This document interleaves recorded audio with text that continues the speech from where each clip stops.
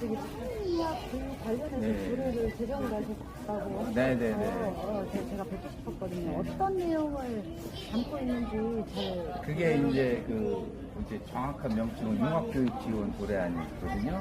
지원에 관한. 예, 융합교육이 뭐냐면은 이제 우리가 다양한 교과목을 가지고 하나의 새로운 이론을 산출을 하는 거거든요. 근데 우리가 이제 보면은 두 가지 측면이 있어요. 하나는 정서적인 측면, 하나는 이제 우리가 학업적인 측면.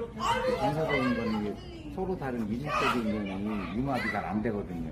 그럼 그거는 이제 우리가 이제 국어나 사회나 역사나 이런 걸 통해서 새로운 내용을 만들어내는 거고, 우리 학업적인 측면은 수학과 뭐 과학, 그다음에 예체능, 뭐 이런 부분을 통해서 아이들한테 이제 창의적으로 새로운 내용 그런 거를 이제 만들어내는 거죠. 근데 이제 그런 부분이 우리가 이제 본래의 취지는 자기주도 학습의 완성 때문에 한 거예요. 융합교육 자체가 창의를 의미하는 거예요, 그게. 왜냐면 융합이라는 건 새로운 걸 만들어내는 거기 때문에, 그래서 본질적인 의미를 퇴색시키지 않기 위해서 저는 그걸 만든 거고요.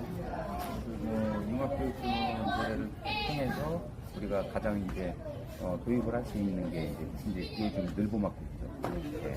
그래서 이제 방과후나 늘보막교육을 적용을 해서 그걸 한번 시도를 해보자, 이런 취지가 있고. 그러면 돌봄 교실에다가 지원을 하겠다는 그러니까 이제 거기서부터 이제 그거를 이제 융합교육을 이제 시도를 하려고 하는 거예요.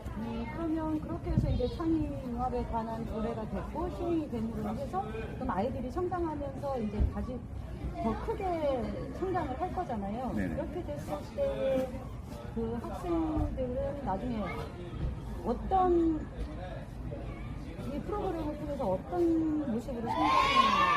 근데 마침 그게요, 우연의 일치일지 모르지만 대학에서 융합교육 학과가 만들어져 있어요. 대학에도. 그러니까 네. 초, 중, 고, 대학까지 하나의 그 시스템이 구현될 수 있다고 보고요. 그러니까 아이러니하게 대학은 있는데 초중고는 없었던 거예요. 근데 이게 더 웃긴 거는 교육부 권장사항이에요, 융합교육이. 그런데 그동안 이제 미진을 했던 거예요. 그게 뭐냐면, 그거는 제도적인 건 만들어 놨는데, 적용 방법을 모르는 거예요. 그냥 각자 주목보기를 하다 보니까, 융합교육에 대한 그 자체가 활성화되지 못한 거죠. 그래서 융합교육 활성 지원 제도를 통해서 세종시만에서 먼저 이제, 접근을 하자. 또 외국에서도 융합교육 이러한 학과나 대학에서 이런 부분이 굉장히 중요하게 생각해요. 왜냐면 이제 우리가 이제 지구 안에 있는 게 아니라 이제 우주로 나가야 되잖아요. 그런 새로운 신소재 같은 것도 많이 필요한데 이게 바로 융합교육을 통해서 이루어지는 것들이거든요. 그래서 굉장히 과학적인 중요한 학문이라고 볼 수가 있겠죠. 그리고 이게 지금 정확하게 정해져 나타나진 않았지만 지금 이제 움직임이 독일하고 일본하고 미국하고 프랑스하고 영국하고 지금 그런 움직임이 보이고 있어요. 그러니까 이 움직임이라는 건 뭐냐면 대학에서 한다는 뜻이 아니라 초, 중, 고, 대학을 연결하는 그런 시스템적인 움직임, 그런 게 지금 나타나고 있거든요. 그러면 지금 어쨌든 우리가 지금 학업에다가 있기에는 지금 대학교에는 있으나 초중고에는 없고, 그렇죠. 근데 밖에 외부 교실에는 네. 외부 교실에서 지금 창의융합에 관한 거를 많이 다루고 있잖아요. 네네. 근데 과연 이게 우리 지금 현재 아이들이 다니고 있는 학교의 미래교실에 이게 어떻게 융합이 될 것인가, 들어갈 수 있겠는가, 그게 좀 그래서 지금 이제 우리가 이 생성형 인공지능이라는 것이 굉장히 많이 자리 잡고 있단 말이에요. 중국 같은 경우는요, 농어촌 지역에다가 생성형 인공지능 그런 학교 자체를 도입을 하고 있어요. 선포를 해버렸어요. 왜냐하면 농촌 지역에서는 말하자면 이제 교육 격차를 해소할 방법이 없죠. 우리나라는 그나마 이게 조그만데 중국이라는 나라는 워낙 크다 보니까, 그래서 이거 우리나라의 교육부에 해당하는 그런 부서에서 그걸 도입을 한 거예요. 그러면 그게 뭐냐면 도시에선 시골이든 어떤 우리가 아이들이 알고자 하는 지식적인 내용 이런 부분을 쉽게 접목할 수 있어 이해할 수 있겠죠. 선생님들도 농어촌 지역에 있는 선생님들이 그 도시에 있는 그런 이제 정보화 과정 이런 내용들을 접하기가 그렇게 쉽지는 않으니 그거 농어촌 지역에 도입을 함으로 인해서 교육 격차를 해소한다는 거죠. 그게 바로 생성형 인공지능을 통해서 하는 거고, 독일도 마찬가지로 그걸 통해서 독일어하고 수학하고 접목해서 한다고 선포를 했어요. 그리고 진행 중이고 2022년부터 2027년까지 그 교육적인 데이터를 구해서 이제 그 전체 나라에다 확산한다는 거고, 영국도 마찬가지고 일본도 마찬가지고 미국도 마찬가지고.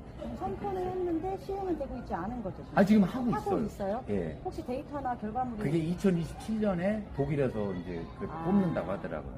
그러니까 이제 그렇게 되고, 일본 같은 경우는 이제 시행하고 운영하고 있고요. 근데 거기에서 주로, 그런 이제 선진국들이, 추구하는 방향이 뭐냐면은, 우리가 이제 교육 격차를 해소할 만한 지역을 우선적으로 도입을 했다는 거예요. 창의융합이라는 거에 대해서 크게 외부적인 건 알고 있었지만 이 내부에서 어떤 교육이 함께 하는지가 궁금했어요. 그리고 의원님이 교류 발의를 하셨다고 하는데 그 안에 어떤 내용이 담겨 있는지가 정말 궁금했거든요. 네. 무작정 저희가 뭐 지원만 하는 건가, 어떻게 지원이 되는 건가 궁금했어요. 항상 그래요. 어떤 시기가 되면 교육이 중요하다. 교육이 1등이다. 네? 교육만이 우리나라를 발전할 수 있다. 라고 하고, 막상 이제 그게 끝나고 나면 교육이 항상 맨 밑으로 밀려있어요. 우리가 실생활에서 느낄 수 있는 거는, 우리, 어떠한 이제 행사나 어떠한 일이 있으면 교육이 맨 앞으로 가야 되는데 맨 뒤에요, 항상. 그렇잖아요? 의정 같은 것도 항상 교육은 맨 끝이에요. 그러니까 그러한 모습들조차. 그리고 이 교육, 일단은 긍정적인 것은 뭐냐면은, 교육안전위원회나 그런 위원회는 아니신데 불구하고 이렇게 교육 쪽에 관심을 가져줬다는 그 자체만으로도 굉장히 다행이다. 그리고 아산시의 자라나는 아이들한테도 긍정적인 측면이 굉장히 높다고 생각해요. 그때까지 제가 알기로는 소관이 위원님이 아니신 분이 교육 관련해서 이렇게 열정적으로 고민하고 이렇게 몸으로 직접 이렇게 활동하시는 것은 처음으로 알고 있어요. 그래서 그 아산이 천하를 충분히 넘어설 수 있겠구나. 일단 그 자체만으로도 벌써 의원님들도 차이가 나는 거거든요. 그래서 개인적으로도 의원님께 굉장히 감사의 말씀을 드리고요. 이게 항상 이제 공유가 필요한 것이고, 그 다음에 아까 전에 말씀하신 것처럼 그러면은 제도적인 측면이 있다고 하지만 그걸 어떻게 실현하고 구현할 것이냐 이런 부분이 있어서 말씀을 하시는데, 우리가 이제 보통은 이제 그 융합교육은 현재 정규 교과목을 가지고 운영을 하는 거예요. 그리고 융합교육이라는 것은 사교육 바깥에서 사교육에서는 할 수가 없어요, 제도적으로. 그래서 공교육을 더 활성화시킬 수도 있고 창의력을 만들어나는데 사고력하고 사교육만 할 수 있다, 이런 이제 고정관념을 깨는 첫 단추라고 보시면 될 것 같아요.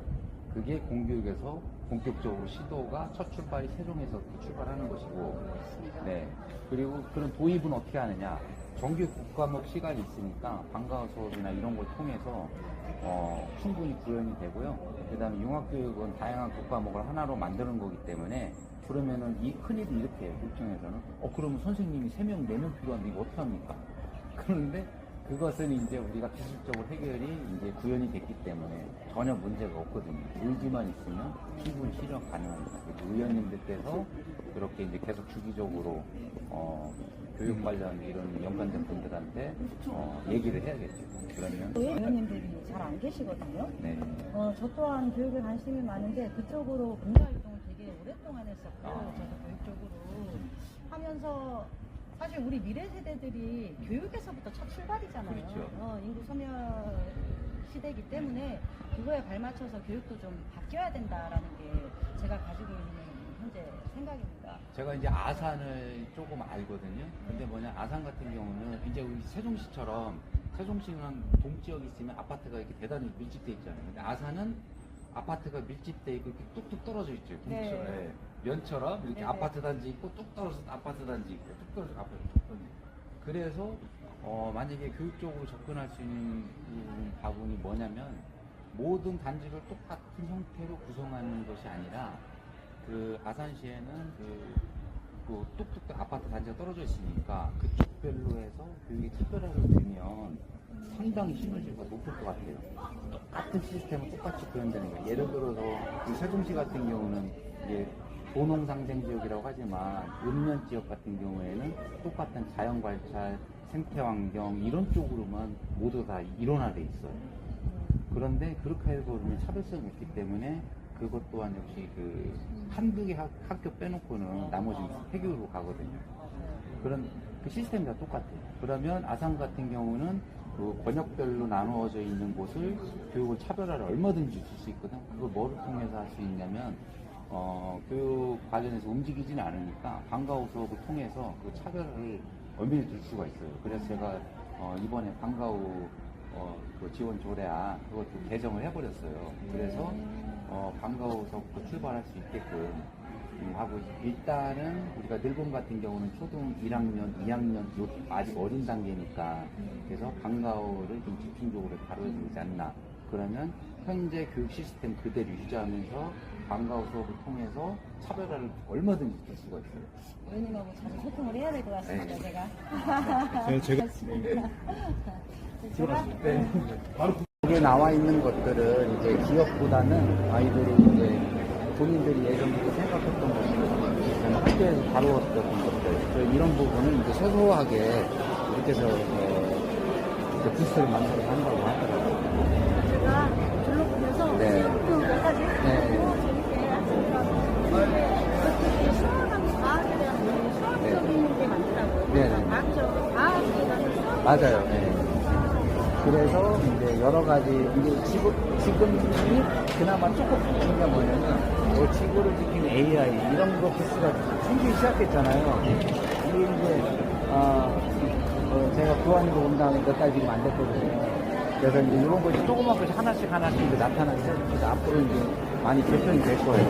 내년에는 이제 그거지만 조금 더 좀 획기적으로 바뀔 거라고 생각을 하고 지금 주문을 좀 하고 있거든요. 저희가 교육의 트렌드도 많이 바뀌어야 되는 네, 시점이잖아요. 그렇죠.